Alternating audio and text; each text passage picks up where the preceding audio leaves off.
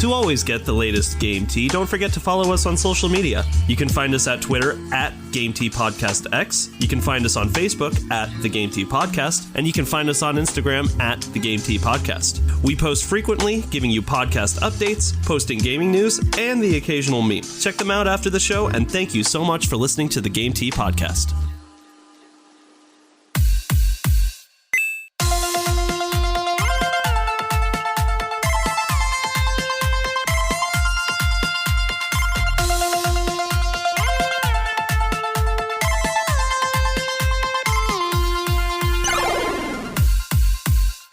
Hello, everybody, and welcome to another episode of the Game Tea Podcast. My name is JP. I'm Zach. And I'm Czar. Boys, it's been a crazy couple of weeks for us. We did a successful collab. We're hitting followers on social media. We just hit 2,000 plays on the pod. Every once in a while, we just got to remember, hey, this is a podcast about video games. And we like to play video games. So this segment is games we are playing. So it's pretty much just a simple review system of the games that we're currently playing. So basically kind of go through these things, just so you know as a viewer, kind of why we picked up the game, talk about its graphics, we talk about the characters in the game, we talk about the story, talk about the gameplay, talk about the mechanics, then we got final thoughts, and then we give a score out of 10. With that all being said, can I go first? You may. What are you playing, Zach? Well, a little foreshadowing for Saturday, guys. I'm playing World of Warcraft again. He's so cracked out, he doesn't even know what day it is. Zach, what year is it? 2020. Yeah. All right. So, what is Professor Oak's grandson's name? I don't know. You have to tell me. Why I picked up World of Warcraft. So, funny story about that. I was in 6th grade, maybe 7th grade. Yeah, I think it was 7th grade. I broke my back. And while all my friends were outside playing video games, I went to Best Buy with my good friend Dylan. We went into Best Buy and I saw there was a free demo for World of Warcraft. And then my dad was feeling generous. I guess I broke my back. So he bought me the World of Warcraft and the expansions. I actually didn't know the story of why you got into World of Warcraft. That's kind of touching. I remember when you broke your back. It was from skateboarding at that skate park we were all at. Right. And so I was out of commission for 2 months, maybe 3 months. And so you had to go to school in a brace. I totally wanted to have 6-pack abs. So World of Warcraft is known for its cartoony art style. And I definitely think that is why it's still relevant today. A lot of these games go for super realistic. And if you went for super realistic in 2004, there's a high chance your game is dead now. So yeah, I think that cartoony art style has really helped World of Warcraft stand the test of time. It really has, especially when you consider that the alternatives are like RuneScape, which doesn't hold up at all. And yeah, I mean, it's World of Warcraft, for God's sakes. There's not much that can compete with it. I mean, it's a name that everybody knows. And that legendary art, it does. It's got a legendary art style to it. I mean, hell, every animated show has done something with a hat tip to World of Warcraft, especially South Park doing an entire episode in the world of World of Warcraft. That is my favorite episode ever. It is probably my favorite too. It's just so good. It's so on the nose, and they actually put it in the game, so I love it. Back when Blizzard had a soul, it was pretty neat. Those were the days. Characters, guys, there's so many characters in World of Warcraft. I don't have time. None of us have time. We could be here for 3 to 4 hours of me just telling you all the characters. This game is expansive. This thing is huge. And if you like story, even though some things do get retconned, they make a very engrossing story that's a lot of fun, even though it does get some shit every now and then. So there's a tons of characters, but what are a couple of your favorites? My favorite is Green Jesus, Thrall. He's an orc shaman. He has saved the world on a few occasions, and I'm waiting to see what he does next. I also like Illidan and Stormrage because I'm a basic bitch. Illidan's really cool. He's got kind of an anti-hero story. He has a very strong anti-hero story. And then there's you. You're the main character, so you kind of make your own story, which is pretty neat. It is kind of funny because, I mean, I really think it's expansion 8 or 9. I really don't know, because there was Vanilla, which is the base game. There's Burning Crusade, which was the second. And the Burning Crusade is you fighting a bunch of aliens to save the world. The third one is about you fighting a bunch of zombies to save the world. The fourth expansion is Cataclysm, which is a giant dragon destroys the world, like they reshape the entire world. Then you go off to play with pandas. Then you go back in time to save the orcs from ever becoming crazy. Yes, you go and fight the Legion again. And then they had another Legion one. The Legion's a pretty big deal, but they're pretty much dead now because it had 3 expansions worth. And then now we are at, so this 9 was Battle for Azeroth, which just ended basically. And it was basically you Horde versus Alliance and a bunch of fighting and pretty much setting up more plot because they're running out of plot. So they're making new stories finally. Okay. And the 10th one, this one, which is Shadowlands, which is basically one of the Horde leaders has gone batshit crazy and they pretty much shattered the realm between death and the living. And so you kind of have, it looks really cool, but it's like you have two different worlds kind of thing. It's like a mirrored world, you know what I mean? Like it's like the world of the dead, but it's all like flipped. No, I don't know what you mean, but Sounds right up Czar's alley. It really does. So gameplay and game mechanics kind of go together. Point and click. It's not really point and click. You have actions. You can queue up the actions and you attack. It's very interactive. It really is. It's got a lot of depth to it. That's what I don't think a lot of people understand about World of Warcraft when they haven't played it, is there is so much depth to the mechanics and the gameplay, so much to learn and so much to understand. And in fact, it can actually be a little intimidating when you get started playing the game, right? And so that's why I'm thankful that they redid the whole opening process, because I think that helps get rid of some of that intimidation, because it is a lot, but that's also what makes it fun. Is like you can always get better at this game. You can always learn more, and it's a lot of fun. With your personal play style, like, are you more using physical weapons? Do you like using spells? What do you like to do?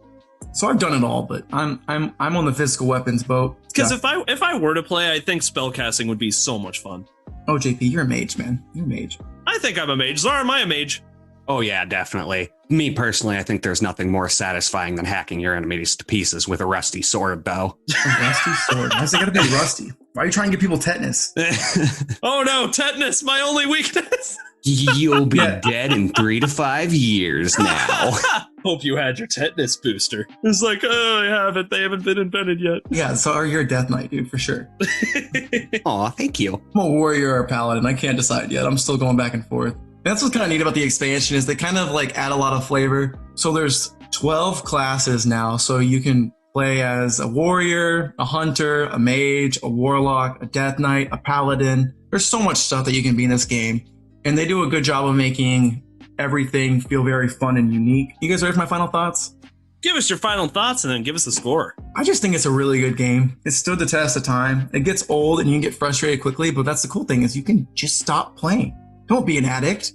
Have fun with the game. Play with your friends, and once that's done, do something else. Smoke some crack. I can stop whenever I want. If I had to give it a score, I'd probably give it 9 out of 10. That's what I think about World of Warcraft. Any questions, comments, concerns? Okay, so here's something that's always kind of confused me about World of Warcraft. So that's the overall game, but then there's like probably been hundreds of expansions by now. What's the latest expansion you've played? This is the 10th expansion, Shadowlands. Okay, so like this, your review has been more talking about like everything that you've experienced with that expansion, or just the game as a whole? So the game as a whole right now is October 18th. And I think that's what's great about the game, is because if you're going to charge the amount that they charge you to play the game, they've got to make it worth your while. And they're going to do that by offering you new stuff frequently and just offering you a great experience. So you're absolutely right, Zach. I'm glad that World of Warcraft has stood the test of time, because it's such a testament to gaming, in my opinion. I'm not personally a huge fan of the game, but I've got a respect for what it's done and what it's established within gaming. And so if you want to play, you can play the first 20 levels. It's free. And then it's a $15 a month thing if you do want to go past level 20. And then it's $40 for the new expansion. So it's kind of a pricey game, but like they do constantly change it. And that's why it's kind of stood the test of time, like JP said. I was going to say, it's been a testament for you, especially because, I mean, you've been playing this for over a decade now. So like that $55 price range is, or well, I guess at one charge, $55 and then $15 for the rest. Like that's kept you satiated for over 10 years. That's a good, solid game in my mind. That's fair. All right, Czar, I think it is your turn to talk about what you've been playing. All right. So in the spirit of the spoopy season that is known as Halloween, I have been playing Dead Space, the original. Going back to the classics, huh? Oh, yeah. Nothing like a good old spoop. And what originally drew me to this game was it was a phenomenon when it released. Like a brand new console horror game that just looked terrifying. And what brought me back to it was throughout the month of October, I have been watching about a horror movie every night. And I went back and watched Dead Space Downfall and Dead Space Aftermath and just got engrossed with the story again, because it is a pretty crazy story. And those animated movies are completely canon. So it just nudged me to go back and play the original Dead Space. And so that's why I've been doing that. Interesting. Now for the immersion and the graphics and art style, oh man, I have not seen this done better. You are enclosed in a ship in outer space, seamlessly floating. It is completely stationary, and I think there's only about 3 people alive when you get on board. And I only say 3 people alive because once you encounter them, they shortly die after that or are in the process of dying. But as you walk through these claustrophobic walkways and unending pitfalls, everything is just hazy. There's steam around you, a lot of blood smeared all over the walls, and satanic, well, I guess, marker cult scripture written all over every wall. Some places even have this organic biomatter that is encompassing most of the ship. And so as you traverse across the ship and as you complete levels, you'll notice that the nasty wall gunk is growing. And the biggest example I have of that is in like level 4, you go up to the bridge and there's some tentacly stuff growing on the wall.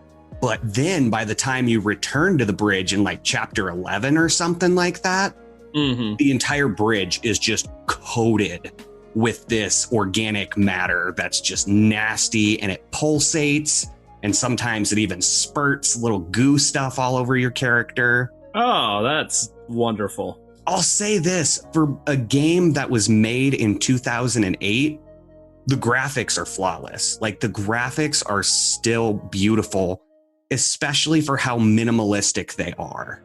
That's good that they hold up. Oh yeah, EA did a very good job, and I can't even begin to describe how creepy the atmosphere is. It's definitely a classic. It's surprising that EA made such a great product that stood up so well, to be honest with you, but that was back in 2008 EA. I was going to say 2008 EA is different than today EA. Yep, that's fair. There is a sad ending to this story, because by the time Dead Space 3 came out, the conclusion to this amazing story, EA already had their fingers interwoven with microtransactions and all sorts of shenanigans. It was awful. Good story, but I wouldn't touch anything else in Dead Space 3. Interesting. Anywho, back to the original Dead Space.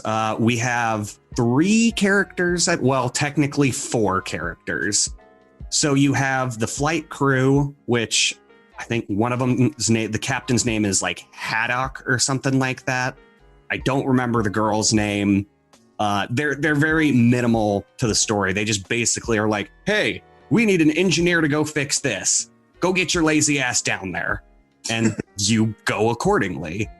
And now you play as Isaac Clarke, the man himself, the man with a mission.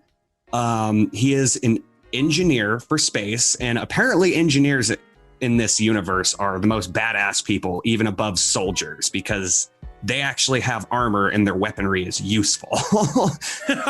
Well, yeah, with the soldiers, I'm sure they just give them the basic bitch stuff and then just send them out to the wolves. With engineers, it's probably more like, hey, you're actually useful. Here's the good stuff. Yeah, right? Like, the engineers are the ones that go from space back into the ship in 0 gravity and, you know, don't notice a difference. Everyone else is like, what the fuck is 0G? And that's the main 3 characters. I did say there was a 4th character, kind of. The reason why Isaac Clarke signed up for this mission to go to the Ishimura, especially, which the Ishimura is the ship that the game takes place on, is because his girlfriend was on the mining expedition when the ship went dark. Her name is Nicole, and you see a lot of her throughout the game. You see her in person, you see her all over the TV screens. But the question is she really there, or is this game driving the protagonist literally bonkers? I like that psychological aspect to it, because those are the best horror games in my opinion. Like, jump scares are great and all, but psychological horror is chef's kiss. Wonderful. Oh, well, that's the great thing about Dead Space is it mixes the sheer terror of jump scares with this psychological aspect, because when you start the game, everything seems normal and you kind of wade slowly into hell. But by the time you're on the last chapter, the whispers that you hear in your ear are screaming at you. As the game progresses, you can tell that you're going crazier and crazier. Because like when you go into the shop and like you start arranging your inventory, you hear whispers of somebody saying, you can hear me, can't you? You can hear me, can't you? Oh, that's You can hear me, can't you? That's Just awful. Over and over. And as you play longer and longer, those voices in your head get louder and louder. Oh, Zach, do you want to play this game as much as I do?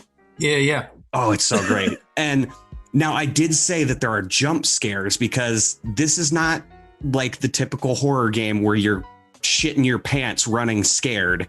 You got a job to do and you best be stomping some skulls, which brings in the necromorphs, which are human characters that have been twisted by the evil marker that was found from cracking the planet open.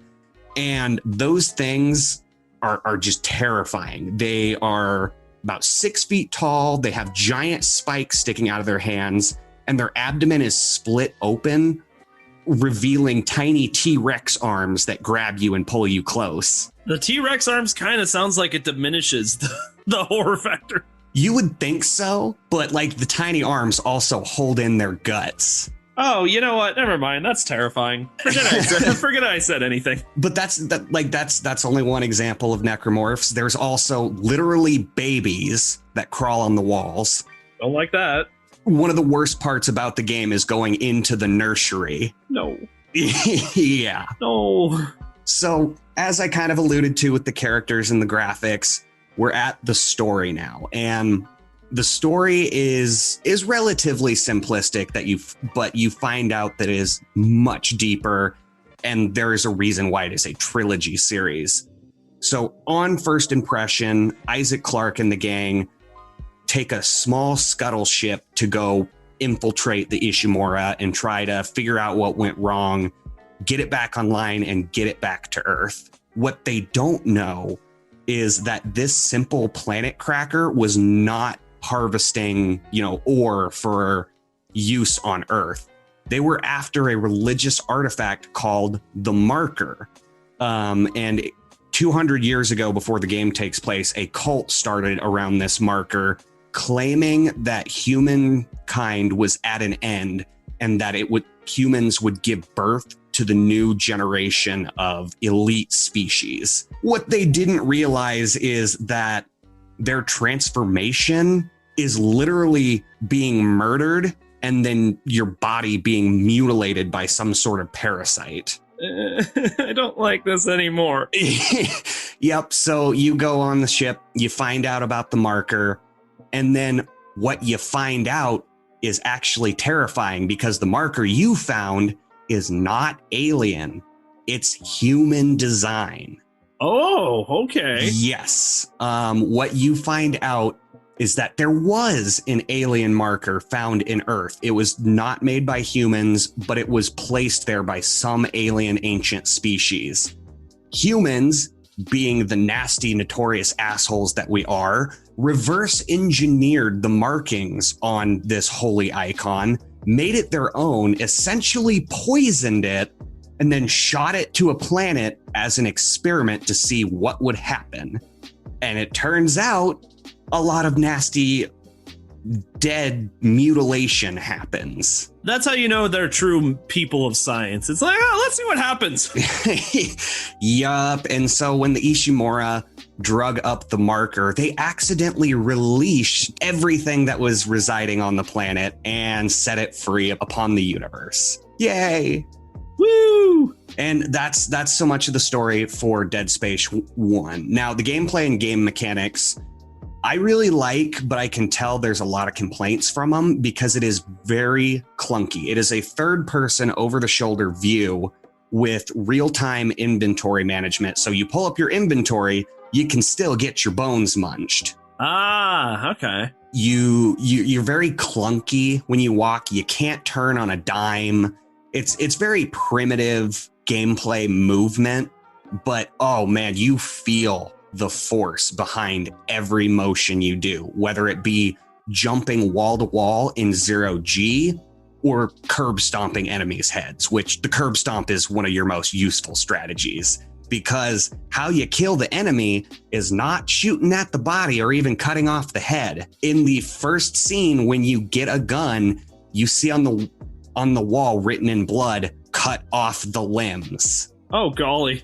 That is how you kill the enemies. You literally dismember them. Otherwise, they're gonna keep getting back up. Yeah, so I love the feeling of force behind it. Like when you curb stomp, you feel like you're curb stomping. That's awesome.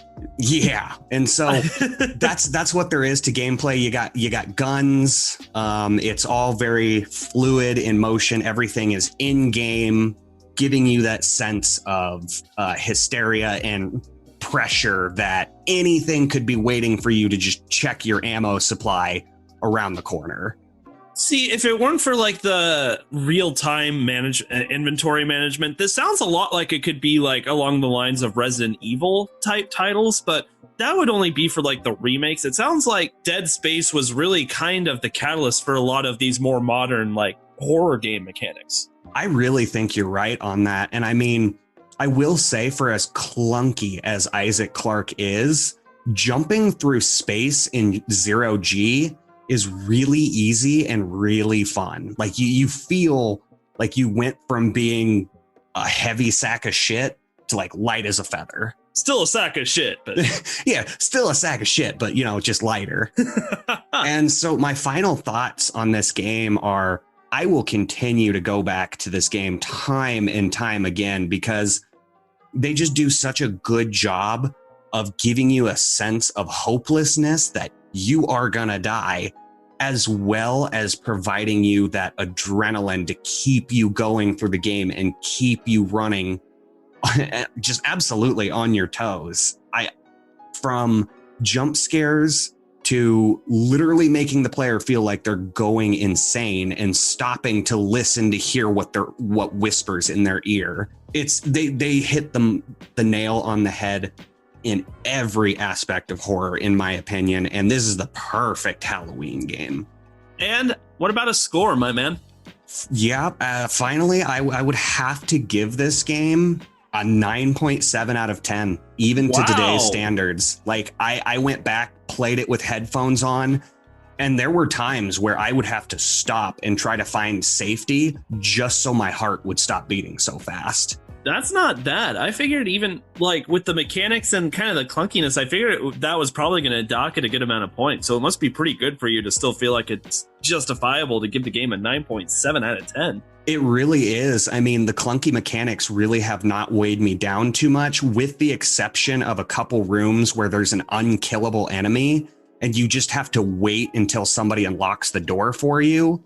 Because, you know, you'll get caught in a corner and you try to turn around and you can't because they just keep mashing you in that corner. But I mean, other than that, no, this game, absolutely phenomenal. Everybody should go try it for themselves. And so I guess that leaves you, JP. What are you playing this week now that we're done talking about horrible, horrible things? Yeah, no kidding. Although, to be fair, I'm pumped. I want to see if I can go pick this up for my 360 or something. See if I can find it. You can get it like $10 dirt cheap on really any platform. It's on Sony and Microsoft. Yeah, I'll have to take a look. It's probably in like some type of trilogy pack by now, I'm assuming, right? Maybe. I think you can get a trilogy pack, but ultimately I think you can just pick it up singularly. I do have a physical copy if you wanted to play it on your 360. Oh, that'd be great. But anyway, let's talk about me. Me. Me. So, the game that I have been playing lately is Hyrule Warriors Definitive Edition. Ooh, getting pumped for Age of Calamity, are we? That's exactly it. That's why I've picked this up. So, why I was interested in this game in the first place. Obviously, Zelda is my favorite game franchise of all time. But every once in a while, they come out with like some type of spin-off game that is Zelda-esque, but like completely different in what makes Zelda Zelda and like the gameplay and things like that. And that's what Hyrule Warriors is. So my original interest in the game was the fact that it was a Legend of Zelda game, technically. And it originally came out for the Wii U, and I didn't own a Wii U because it's the Wii U. But the Nintendo Switch came out with a definitive edition right about the time the Switch launched back in 2017. I think the definitive edition probably came out about 6 months later, somewhere around there. Definitely smart for Nintendo to port all of their Wii U titles to the Switch, which actually sees use. Yeah, they knew what they were doing. That's kind of when I bought the game, but I only played it for like an hour before I put it down, and it got hardcore backlog. I don't know why. It's not that I wasn't having fun with the game. It's the way it goes, something more pertinent comes up. I was probably still playing Breath of the Wild, which I would consider a more mainstream Zelda title. For the last couple of months, we've been talking about Age of Calamity. And I'm really, really hyped for that game because it does more to like add on to Breath of the Wild rather than being its own thing. Because that's what Hyrule Warriors is. It's really its own game with its own story that just happens to feature some characters from The Legend of Zelda. So that's why I picked it up recently. I've owned the game for almost 2 years, but I finally, about a week ago, actually put it back into my Switch and started picking up where I left off like a year and a half ago. And I've been having a great time. So let's start by talking about the graphics and the art style. It's actually a pretty good graphics art style system. It's more, it's not cartoony-ish in nature. It's got more of that kind of serious Zelda feel to it. More like Twilight Princess, I'd compare it to. Oh, really? Yeah, honestly. That one was dark.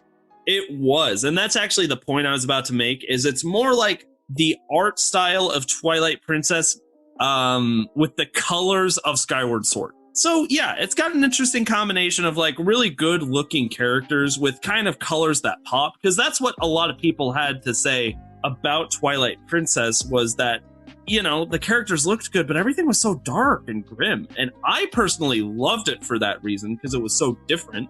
Oh, the Scatolas were terrifying. Yeah, they really were. And the whole tone of the game had such a dark feel to it anyway that I felt like it was all appropriate. But I see how it rubbed people the wrong way. I mean, how could you not get darkness from Twilight Princess? It's not going to be a game about rainbows. Yeah, you're not kidding. I digress. Anyway, that's kind of what we're seeing here with the art style and the graphics for Hyrule Warriors. And especially with the definitive edition that came to the Switch, it just got a boost in graphics fidelity too. So it's a really good looking game that plays well, honestly. Characters. So what's interesting about this game is, like I said, it's not technically a mainstream Zelda title. It's got its own little roster here. So obviously it features Link as your main protagonist, but that's just the thing, is there's actually tons of different characters you can play as in the game. You can play as Impa, you can play as Sheik, you can play as Zelda, and then you've got, a few of the protagonists that we know from different Zelda titles. That's the great thing about this game, is that it doesn't just feature characters from one Zelda game. It has a conglomerate. For example, you can play as Darunia and as Ruto from, good old Ocarina of Time. But then it features really unique playable characters like Agatha from Twilight Princess. You remember the bug chick? Oh, I hated her. I found two of every single bug for her. Male and female. Male and female, every single species. Well, good news for you. You can also play as Midna. That would be kind of cool. Midna, and you've got Zaunt. Got a little diversity there. Isn't Skullkid a character too? He may be. I haven't completely gotten through the game yet. So I've only unlocked a decent little roster of characters here. So let's see. You've got Fi and Girahim from Skyward Sword, which is an incredibly underrated Zelda game. You can play as Ganondorf at some point, but then they really took a few characters out of left field. You can play as that little bunny guy from A Link Between Worlds. I think his name is Rivali. And heck, at some point, I think Tetra from Ocarina or Wind Waker is a playable character too. They went all out on making a really unique playable cast in this game. Yeah, that's all things Zelda. And on top of that, they've got a few characters that they created just for this game. So like right now, the main antagonists, their names are Sia and Volga.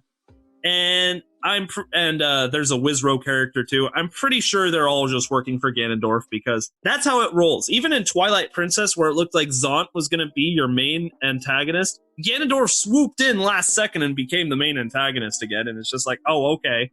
Whatever ends up happening in this game, I am 90% sure that Ganondorf is going to be the main antagonist. But you've got a really unique lineup of characters that are all playable. The story, in that regards, it's actually more of a typical Zelda game. Evil has come across the world.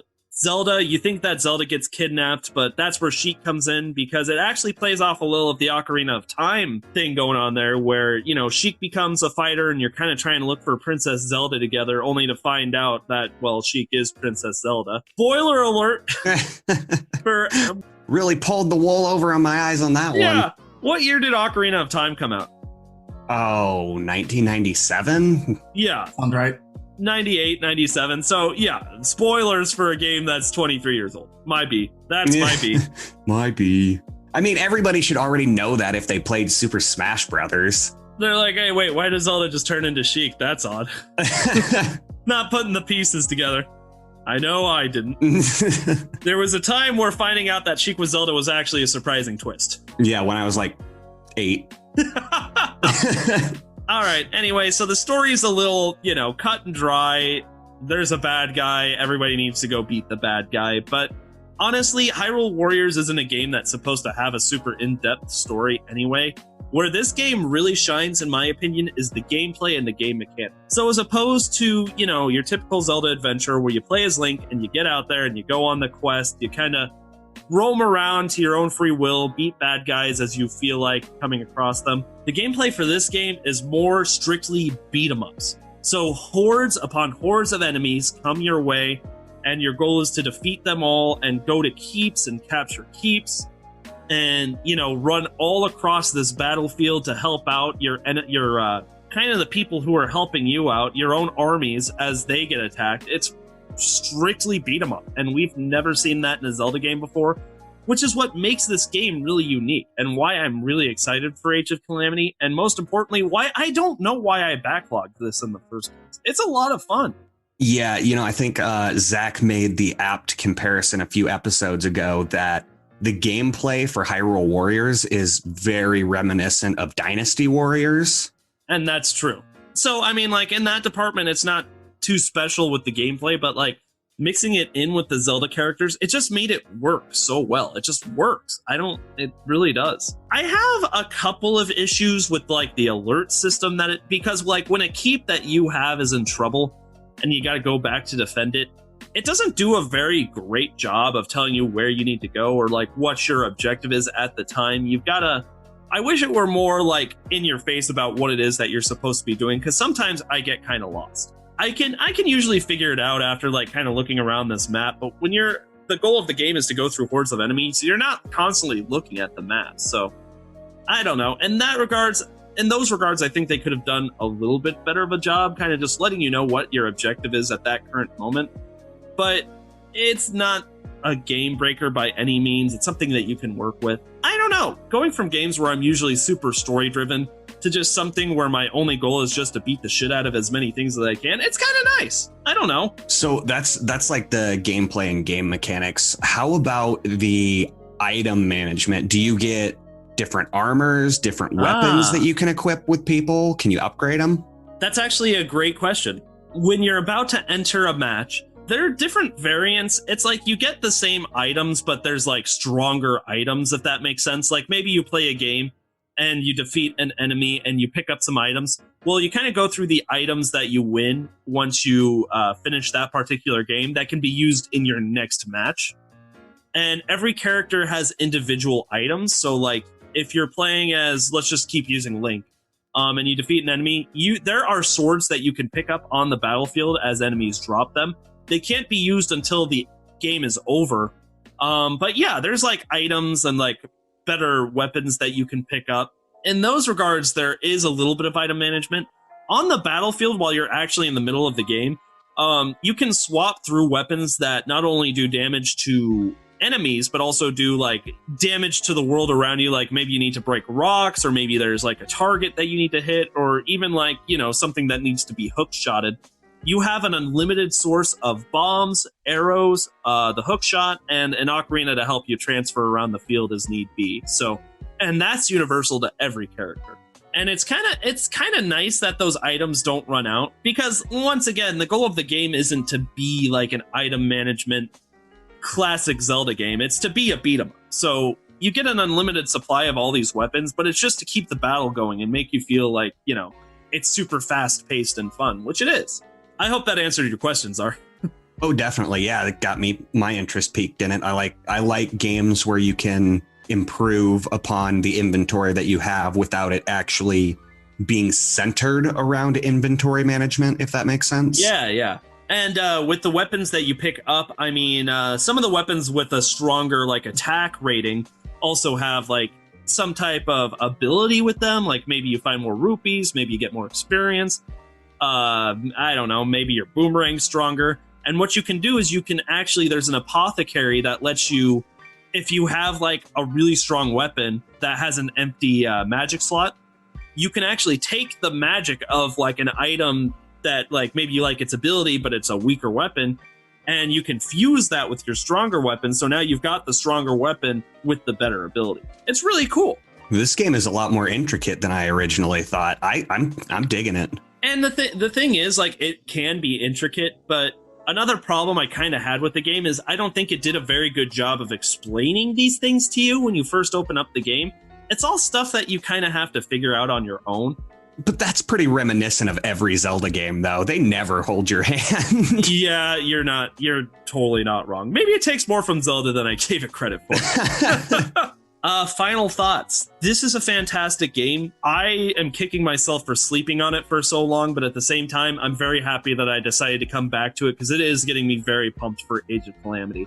If you're a big Zelda fan, like, you may come off as a little disappointed that it's not a classic Zelda adventure, but at the same time, it's a nice break from those Zelda adventures, because instead of this story-driven game where it's like go to point A to collect the thing and then bring it to person B so that you can get into the cave and do the dungeon, Zelda's very formulaic. I mean, let's just face it, it really is. And Breath of the Wild may have been the game to break that streak, but for the most part, Zelda's very formulaic. So to have a product that has Zelda characters in it, but is so different and so unique from other Zelda titles, I think it's a fantastic game. It holds up too. It's one of the only Switch games that really hasn't dropped in price yet. It's a nice change in pace. I mean, we all know that Link's a badass, but sometimes you want to see him go full badass, because in most Zelda games, you're fighting 1 to 3 enemies at a time.